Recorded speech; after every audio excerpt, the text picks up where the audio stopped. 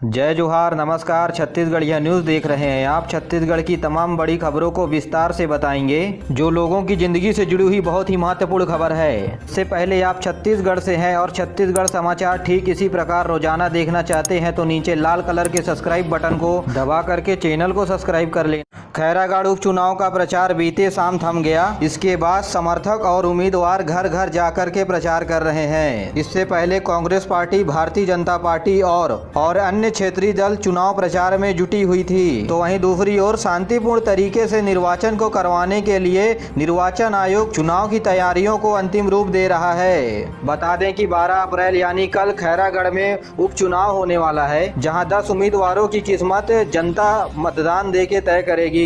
तो वहीं 16 अप्रैल को मतगणना होगी।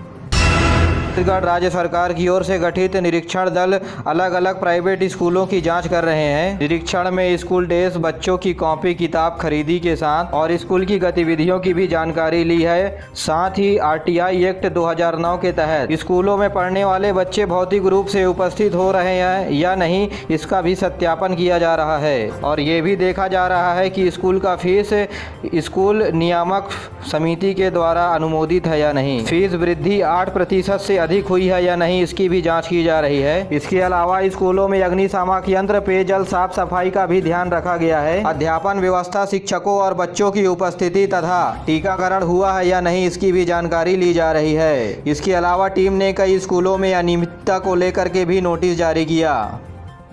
प्रधानमंत्री नरेंद्र मोदी ने कहा कि प्रधानमंत्री किसान सम्मान निधि योजना के तहत जुटे हुए करोड़ों किसानों को इस निधि के तहत एक नई ताकत और ऊर्जा मिल रही है। श्री मोदी ने ट्वीट में कहा है कि देश को अपने किसानों के ऊपर गर्व है और जब किसान सशक्त होगा तो देश और मजबूत होगा।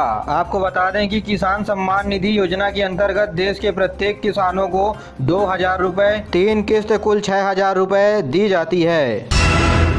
तो वहीं प्रदेश में प्रत्येक नज़दीकी स्वास्थ्य केंद्रों में 18 वर्ष से अधिक आयु समूह के लोगों को बूस्टर डोज लगाने का काम शुरू हो गया है। 18 वर्ष से अधिक आयु समूह के लोगों में वे लोग शामिल हैं जिन्हें कोरोना की दूसरी टीका लगाए हुए 9 महीने हो चुके हैं और बूस्टर डोज लगाने की सुविधा सभी सरकारी और प्राइवेट अस्पतालों में होगा। तो वहीं सीरम इंस्टीट्यूट के कोवैक्सीन और भारत बायोटेक का कोविशील्ड, इन दोनों वैक्सीनों के दामों में कमी किया गया है। टीके की कीमत प्राइवेट अस्पतालों के लिए 600 रुपए से कम करके 225 रुपए कर दिया गया है। उन्होंने कहा है कि केंद्र सरकार से राय शुमारी के बाद निर्णय लिया गया है।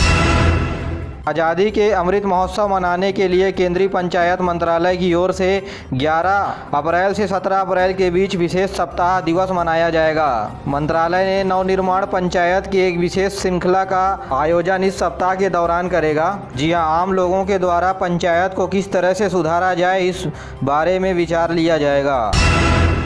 रामनवमी के अवसर पर बीते दिनों प्रदेश के सभी राम मंदिरों में भव्य आयोजन किया गया, जहां भगवान रामचंद्र जी के जन्म उत्सव को हर्ष और उल्लास के साथ मनाया गया। तो वहीं रायपुर के दूधाधारी मठ में भगवान राम के दर्शन के लिए मुख्यमंत्री भूपेश बघेल भी पहुंचे, जहां भगवान रामचंद्र जी की पूजा कर प्रदेश में खुशहाली की कामना की। वहीं प्रदेश के सभी देवी मंदिर और शक्तिपीठ में भी पूजा अर्चना किया गया और जस गीतों के साथ जवारे के विसर्जन भी किए गए।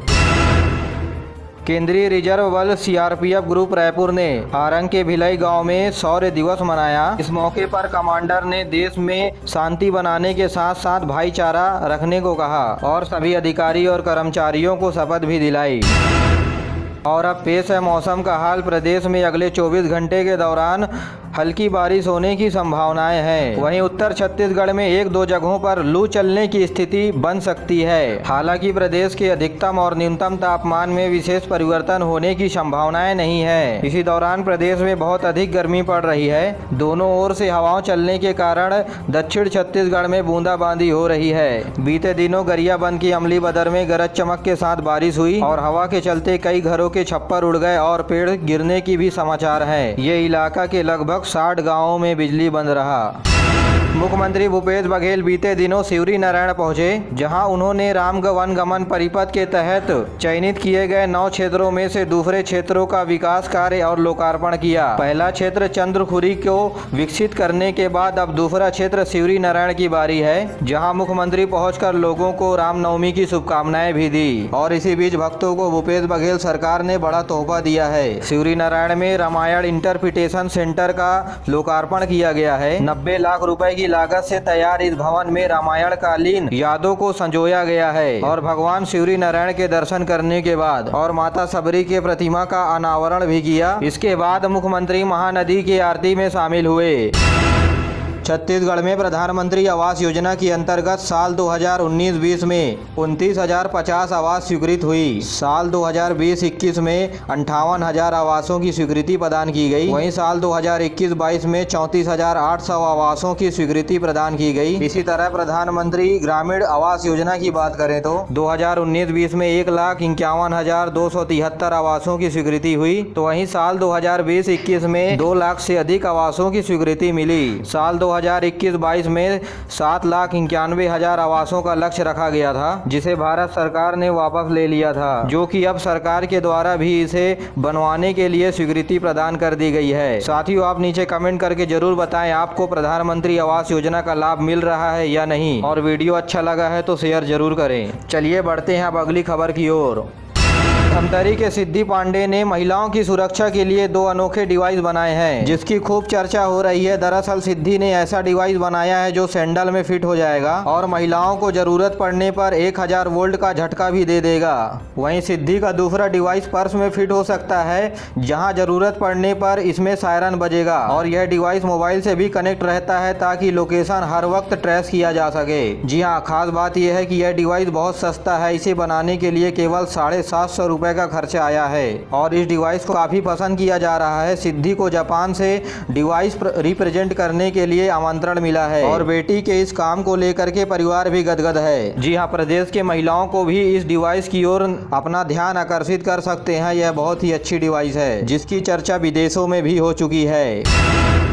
के सभी सरकारी स्कूलों में 1ली से 8वीं तक के पढ़ने वाले बच्चों के लिए राज्य सरकार ने 15 अप्रैल के बाद ऐच्छिक अवकाश के लिए अनुमति दे दी है। यानी 15 अप्रैल के बाद जो बच्चा स्कूल आना चाहता है वो आएगा। प्रदेश में बढ़ते हुए गर्मी को देख करके राज्य सरकार ने यानी अपने मन के मुताबिक स्कूल जा सकेंगे। छोटे बच्चों के स्वास्थ्य को देखते हुए यह फैसला लिया है, लेकिन स्कूल में पढ़ाने वाले शिक्षकों को स्कूल जाना होगा जरूरी। इस विषय में छत्तीसगढ़ के संचालनालय के द्वारा आदेश जारी कर दिया गया है। ये शैक्षणिक सत्र 30 अप्रैल तक चलेगी। इसके बाद 1 मई से 15 मई के बीच शैक्षणिक कार्यक्रम चलाए जाएंगे। खैरागढ़ उपचुनाव के लिए प्रचार प्रसार अब जोरों शोरों से चल रहा है। राजनीतिक दल लोगों के बीच जाकर के अपनी बात रख रहे हैं। इसी कड़ी में मुख्यमंत्री भूपेश बघेल छुईकदान में रोड शो करते हुए पार्टी के प्रत्याशियों के लिए वोट मांगा। वहीं भाजपा पार्टी के प्रदेश अध्यक्ष विष्णुदेव साय ने 12:30 में लोगों से मिला। इधर खैरागढ़ उपचुनाव में भाजपा कार्यकर्ताओं ने आरोप लगाया है चुनाव से पहले मतदाताओं के लिए लाए गए साड़ी और शराब पकड़ी गई है।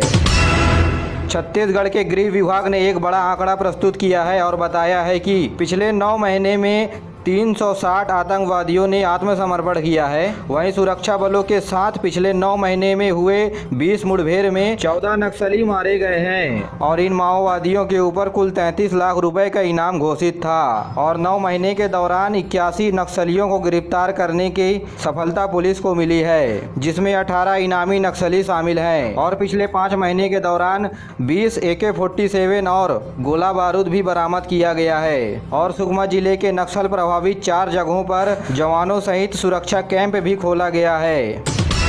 भिलाई इस्पात संयंत्र के खानों में विभिन्न वर्गों के लिए खान पर्यावरण खनिज संरक्षण के क्षेत्र में 13 अलग अलग पुरस्कार जीते हैं। भारतीय खान ब्यूरो के द्वारा रायपुर में पिछले सप्ताह खनिज सप्ताह मनाया गया और सप्ताह के अंतिम दिनों पर नवा रायपुर में पुरस्कार वितरित किए गए और विभिन्न खनिज संगठनों ने अंतिम दिन प्रदर्शनी भी लगाई थी।